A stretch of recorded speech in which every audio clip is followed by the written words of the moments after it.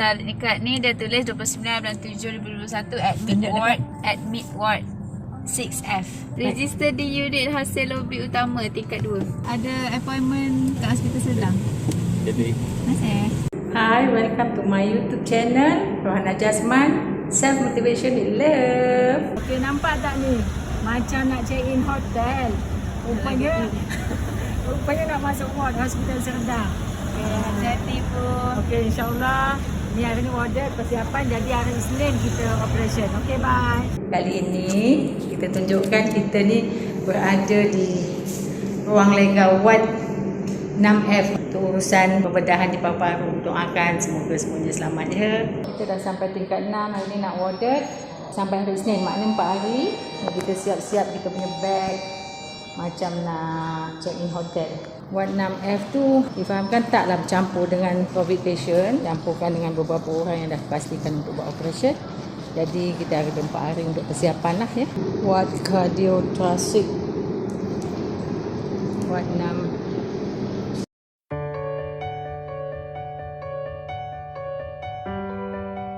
Okay, tadi kita dah daftar di registration tingkat 2, check sama ada dah buat pendaftaran. Lepas tu saya terus naik tingkat 6F. InsyaAllah dengan beg ni cukuplah stok untuk 4 hari lah sampai hari Isnin.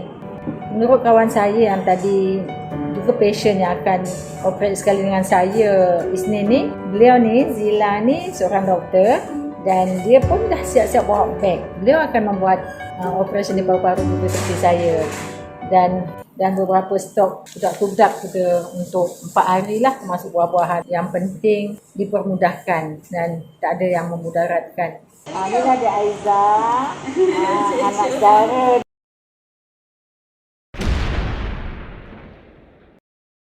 Kita nak ditransfer ke hospital SJMC sebab hospital Serdang ni akan jadikan hospital COVID. Jadi kita ikut ajalah. Sementara menunggu CD saya untuk ditransfer ke SJMC sebab semua dokumen perlu lengkap, di mana surgeon di sana yang akan buat operation. CD yang menunjukkan report dan PET scan serta X-ray yang telah dilakukan masa di Nuclear IKN. Tak apalah, kita tunggu. Bukan nak buat hari ni pun 2 hari lagi. Maybe Isnin ataupun Ahad, depends pada kekosongan.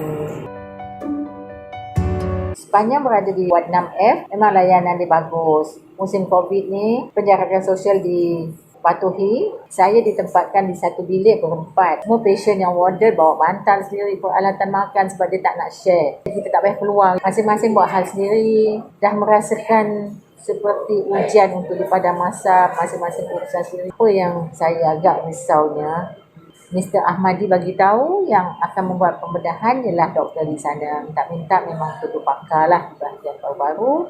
Ni labang ni ianya kat dalam ni. Kat dalam tu. ni Kat dalam ke situ. Jadi kalau ianya kanser melanoma, ianya akan tolak balik dia dekat IKN. Kalau ianya kanser paru-paru, ia akan kena datang lagi buang sebab ni. Ingat kata-kata Ustazah Asma Harun, dalam keadaan yang kita tidak boleh buat apa-apa dah, kita berserah pada Allah. Wa'ufawidu amri innallahu basirun bil ibad. Saya serahkan segalanya padamu ya Allah Tuhan. Kalau dirasakan saya ni, hidup saya boleh membawa berkat dan kebaikan untuk semua, panjangkanlah umur saya. Dan jika sampai masanya untuk saya bertemu ya Allah, matikan saya dalam keadaan husnul khatimah.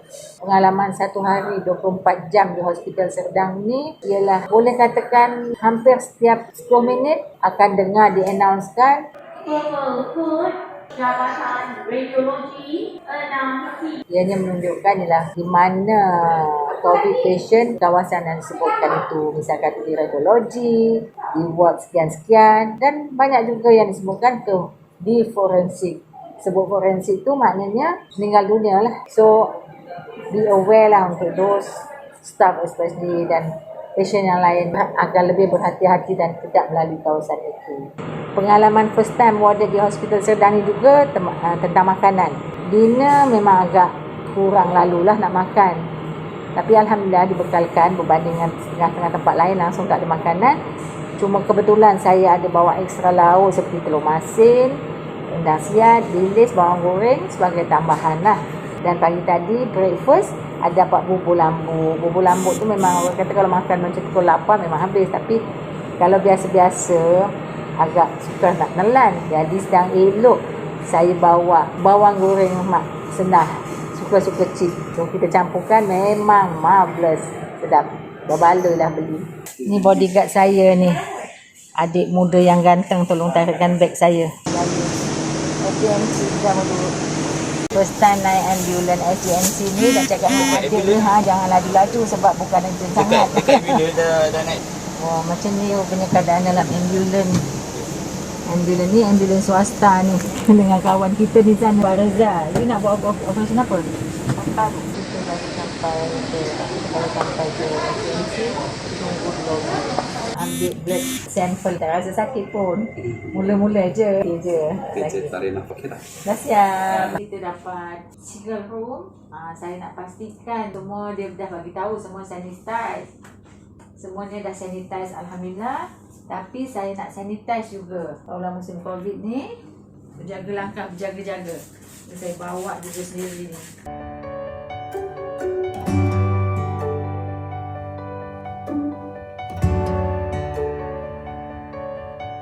Dapat lunch kita spray dulu, sanitize. Kita tengok apa lunch kita. Oh, sup tahu, ayam, baked fish with sambal nyonya sauce and papaya.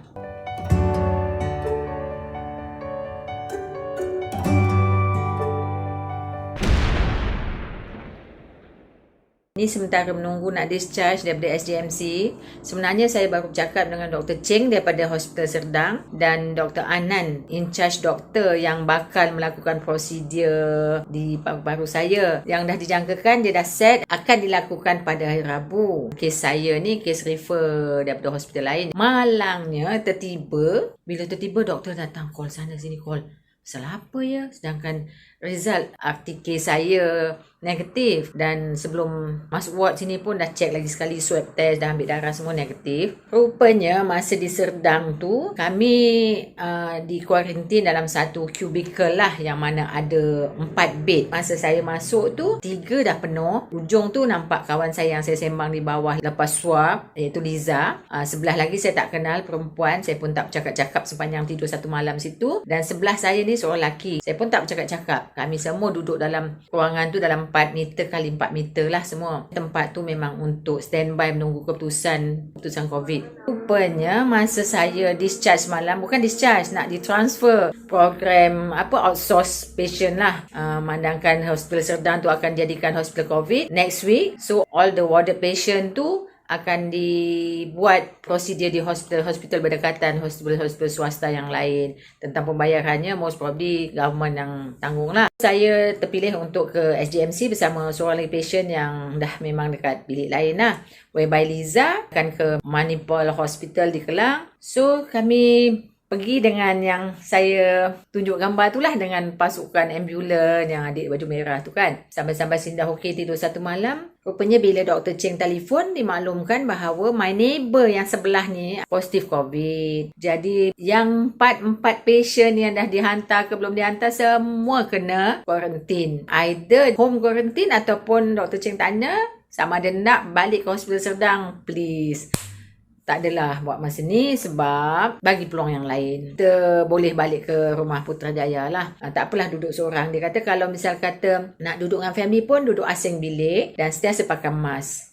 Masa 24 jam duduk di Serdang tu, ada kalanya saya tak pakai mask lah sebab masa tidur tu taklah pakai mask. Kawasan tu memang doktor pun tak masuk, kita tak boleh keluar. Memang kita masih macam dia kuarantin dalam 4 orang tu. Jadi minta okey lah selama dia kata 10 hari. Kuarantin 10 hari, dah tolak semalam, hari ni 2 hari tinggal 8 hari. So 8 hari bulan tu nanti saya kena datang ke SGMC lagi ni untuk prosedur seterusnya. Kena balik all over again, ambil swab, ambil darah lagi dan minta semuanya okey lah. Prosedur dia agak berlainan sikit dengan hospital kerajaan. Perbezaan dia maybe sebab terlalu ramai patient kat hospital kerajaan, jadi semasa melakukan prosedur pembedahan tu, paru-paru dikejutkan semua, bila dah dikeluarkan dia punya lam tu, dia akan hantar ke patologi. Dan patologi akan confirmkan apa jenis, tapi within 30 minutes lah. Saya waktu tu dibiuskan tak sedar. Sedangkan kalau hospital kerajaan mungkin equipment ataupun jawapan yang cepat daripada pihak patologi tak dapat diperolehi ya, sebab dia perlukan dalam setengah atau 1 jam macam tu untuk dapatkan result apa sebenarnya ketulan tu. Masa penjelasan semalam saya ditunjukkan seperti inilah. Maknanya sebelah kanan paru-paru ni ada 3 loop, sebelah kiri 2. Ketulan tu adalah terselit dekat tengah-tengah dalam. Seperti mana juga kawan saya Haliza.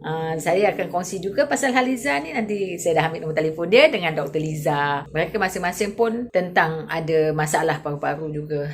Dan ingatan saya di sini, apa yang penting kata dia, sepatutnya pakai mask sepanjang masa kat hospital tu. Tapi tak tahu di mana silapnya. Tak boleh blame siapa-siapa dalam keadaan COVID yang macam ni. Kena lebih perlu berhati-hati. Saya pun tak bercakap apa-apalah dengan jiran sebelah semua, kecuali Liza tu pun WhatsApp telefon aja. Masa Dr. Ahmadi datang, kita pun bagi tahu dia lah. Ingatkan Dr. Ahmadi yang akan pindah ke sini, yang akan buat operation tu sini, sebab dikatakan dulu pinjam dewan bedah lain dan doktor akan setu, tapi mungkin doktor akan entertain lebih ramai COVID patient. Itu lebih utama. Alhamdulillah saya dapat yang sini dan semoga dipermudahkan. Dr. Anan kata dia pun dulu adalah surgeon di Hospital Serdang, cuma dia dah pindah ke SJMC lah ni. Dan bila Google, memang beliau adalah pakar lah di sini ya. Antara lain yang Dr. Anan maklumkan ikut fahaman saya, seperti mana juga Dr. Ahmadi bagi tahu, ketulan yang sebesar 2 cm tu adalah terletak di tengah-tengah paru-paru kiri ya. Dia terselit. Sebab tu bila nak congkil ataupun nak dapatkan biopsi guna kaedah guided biopsi tak boleh dapat. Bila dah tak boleh dapat, sedangkan ia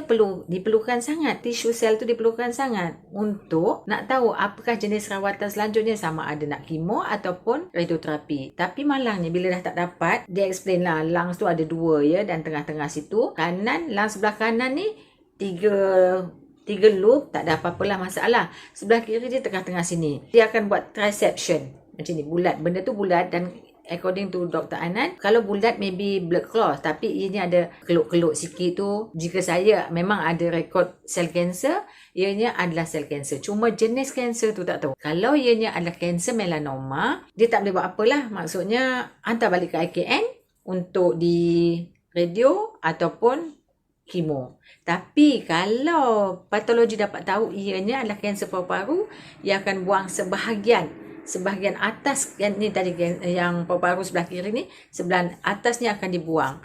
Bila saya tanya kesannya selepas tu, of course lah dia kata tengok pada keadaan jantung dan usia kita. Kalau ikutkan family, especially my husband, MJJ kata macam tak galakkan untuk buat lah, biarlah aja benda tu kat dalam, tak nampak pun. Isunya kat dalam tak nampak, kita yang rasa kalau sakit kita, kalau yang bakal menghadapi kita. Dan bukanlah nak bantah ke apa, ini ada satu decision yang saya perlu buat, seperti mana dulu masa saya nak buat clearance inguinal lymph node. Dan finally, ikut gerak hati, istikharah dan mohon pada Allah semua ini dipermudahkan dan saya proceed. Dan kali ini saya pun nekat proceed bila mana kadang-kala memang terasa sakit, terasa bukan sesak nafas tapi bisa di sini. Ini tadi baru pergi kaunter untuk discharge. Antara lain ini surat yang ni adalah untuk dihantar ke Hospital Serdang. Itu untuk pemakluman pengesahan daripada Dr. Anan lah, yang dia telah membuat pemeriksaan pada saya dan telah berbincang dengan KKM Serdang untuk dikarantin 8 hari, sama ada di Serdang ataupun di rumah. Yang ni untuk next appointment 7 Ogos untuk datang buat COVID test, terusnya prosedur yang saya ceritakan tadi. Ini adalah laporan makmal daripada Dr. Lee tentang darah yang saya ambil semalam dan PCR test. Ini charge dia tak dituliskan sini. Bil hospital di-charge pada kerajaan. CD yang dah dibaca oleh Hospital Serdang dan juga SJMC. Ni juga PCR test.